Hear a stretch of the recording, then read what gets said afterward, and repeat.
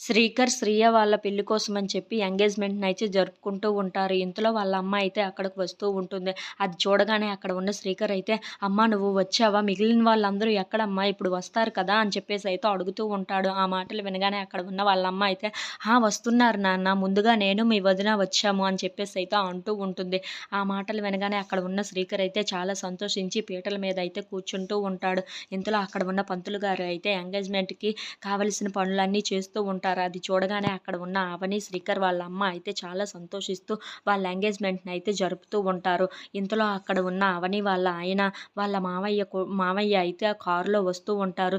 ఏంటి ఈ ఎంగేజ్‌మెంట్‌కి వాళ్ళిద్దరూ ఇక్కడికి వస్తారా? వాళ్ళంతు చూస్తానని చెప్పేసి అయితే వాళ్ళ మావయ్య చాలా కోపంగా అయితే అక్కడికి వస్తూ ఉంటాడు. అది చూడగానే అక్కడ ఉన్న శ్రీకర్ అయితే, "ఏంటి నాన్న కూడా వచ్చారా?" అని చెప్పేసి అయితే, "నాన్న" అని చెప్పేసి అయితే అక్కడి నుండి లెగిచి నించుంటాడు. అది చూడగానే అక్కడ ఉన్న వాళ్ళ నాన్న అయితే చాలా కోపంగా శ్రీకర్‌ని చూస్తూ ఉంటాడు.